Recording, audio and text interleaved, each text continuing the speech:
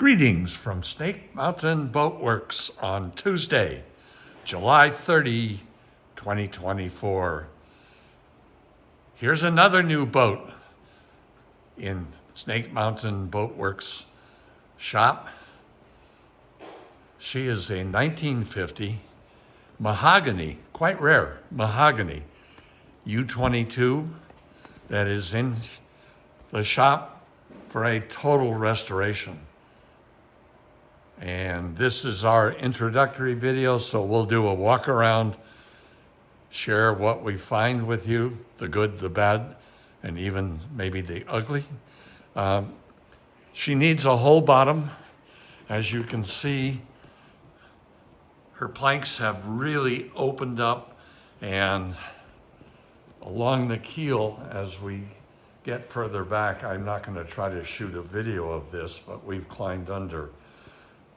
These planks are the original planks, I'm guessing, and they're tired.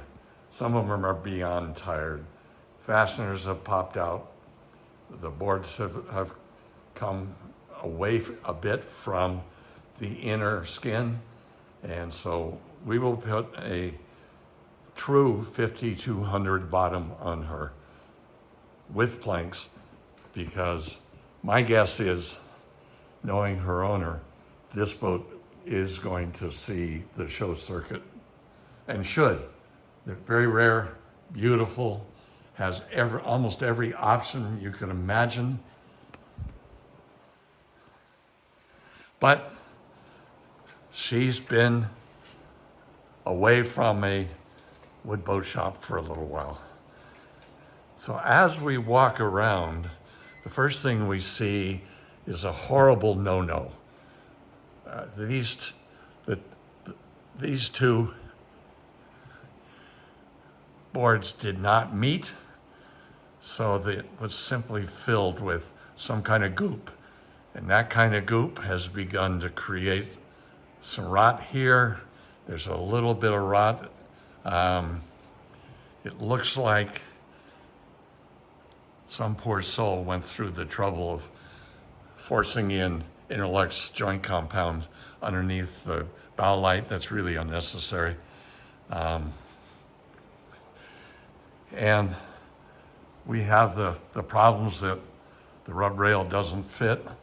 The cutwater doesn't really fit. We'll try to reinstall it. This is soft. I'm guessing that despite the best laid plans of certain mice and men, water has penetrated through there, and I won't be surprised if we find some rot in the stem as a result.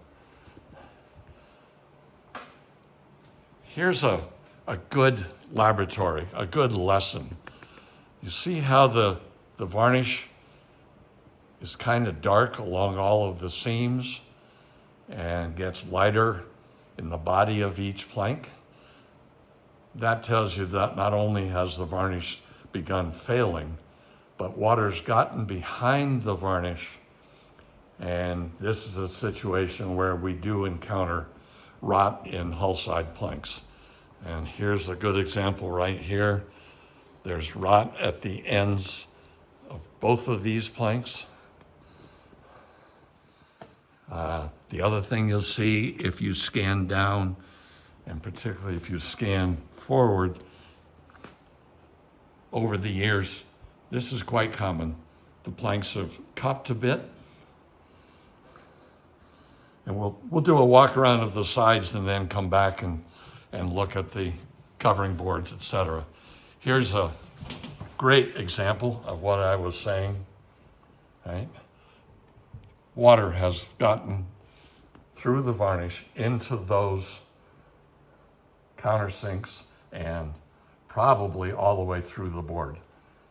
So we're facing with, we're going to do our level best to save every plank on this boat we can.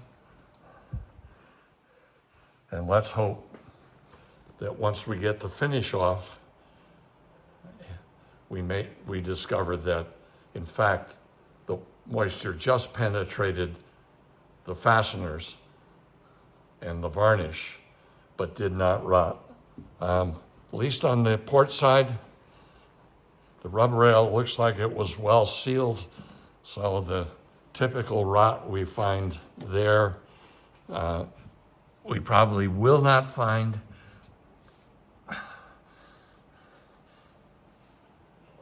Looks like she got whacked once, right there. And if we look at the transom, here we see the same zebra stripes. Unfortunately, water penetrated through here.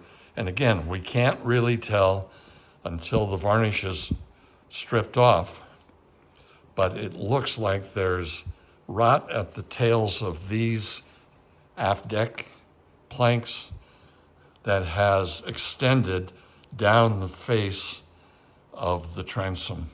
And again, let's hope it's just a little bit of surface issue. But you see here, here's a good example. People say to me, oh, my seams look great. Yeah, there's a little crack here or there. Friends, water sits in here, and water will run back. Guess where it goes? Right through there. I'm guessing we're going to find rot in this entire area. But let me do as I promised. Here we are on starboard, and more of the same. So oftentimes people ask, why don't you just sand the varnish a little bit and then put new varnish over the old varnish? Well, if you like zebras, I guess that's fine. If you don't like zebras, then you have to strip it to bare wood. Look at this butt joint. It has failed. We've got some rot here. That's probably going to mean a Dutchman or two. And again, as you scan down the side of the boat, you see that the planks are cupped. That's kind of normal. That just happens over time because moisture gets in here, this stays wetter than this, and as a result, this wood expands, this wood does not, and you end up with a concave surface.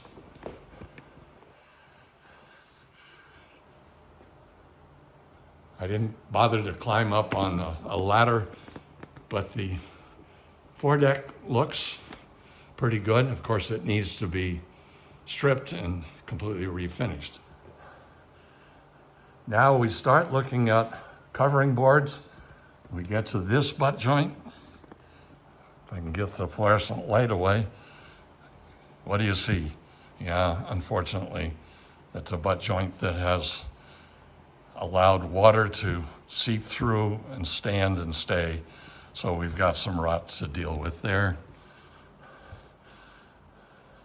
She's beautifully appointed. There's no question about it. Her ceilings are done properly with a little bit of spacing. That's how the U22s were built.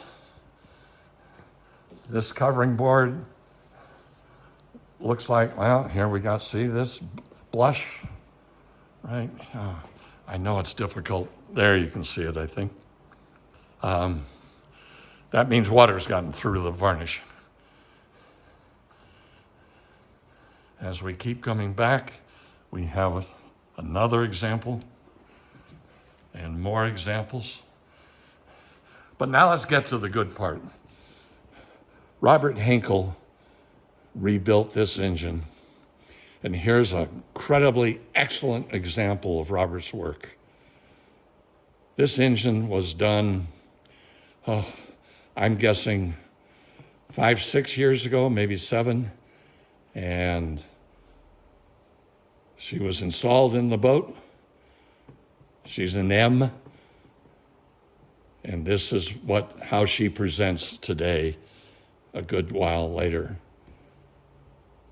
As I said, the ceilings are excellent, but they too need to be refinished because the varnish has begun. You can see right over in there. So look at that seam. See the blush around the countersink bungs. This deck looks pretty good. We're going to be able to save most of it. Our concern is right in this area. We may have to replace these. And it's not like we have to replace individual little strips. Remember, this is a plank, and then you jump over to the next one. They tended to be about 5.5 or 6 inches wide with seams cut into the surface. More Interlex seam compound. Some poor soul worked for hours and hours. And this is why we have rot here at some point, oh, actually right now. Friends, don't do this, right? Your lifting rings should not be subfair, shall we call it, with the surface. This puppy's been cranked so hard and so far down that the surface is actually concave here. You don't want that. Back it out. Take it down just to the point where it comes into contact. I'm a little puzzled here. I think there's a ring missing. There's something missing because there's a wide open gap, so water just runs down there. Guess what? We got blush and rot all around it. Some more of the same stuff on port. And that the seams need to be redone is expected for a boat that's been this long from being refinished. While this bimini top is in great shape, the owners want to go back to the original, which was sort of an off-white, slightly tan material, and we'll build a cover that matches.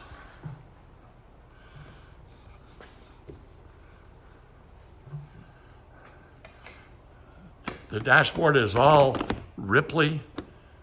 Somebody didn't know how to use sandpaper. Kind of looks corrugated. We'll pull those strips out, strip that dashboard. All the gauges come out, but they're in great shape. Looks like the banjo wheel is in super shape. We'll simply polish that ourselves here. We won't send it out, and then reinstall it at the end. Just like our U22, this one has her original cigarette lighter and a little reading lamp. At least ours has a little light. To call it a reading lamp is to be, let's say, very, very generous. The windshield is original and correct.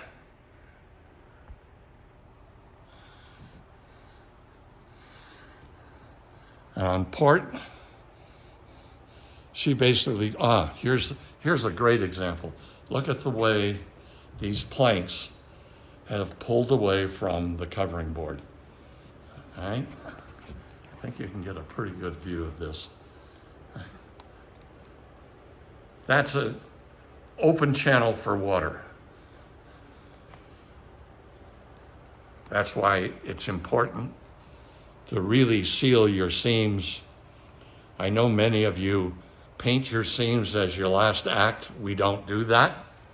We paint the seams before we apply the last 5 coats of varnish.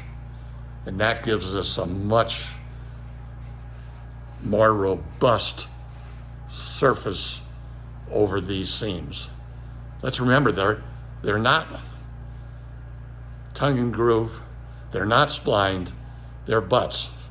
So if they move much and aren't protected from moisture, they'll start allowing it to come in, and the result will be rotting of planks along their edges. So we're really excited to get started. She's going to be magnificent when she leaves, but we have some work ahead of us. So that's our update on July 30, 2024 on our 1950 Chris-Craft U-22. We like to call these bright sides. Thank you so much. Bye-bye for now from Snake Mountain Boat Works.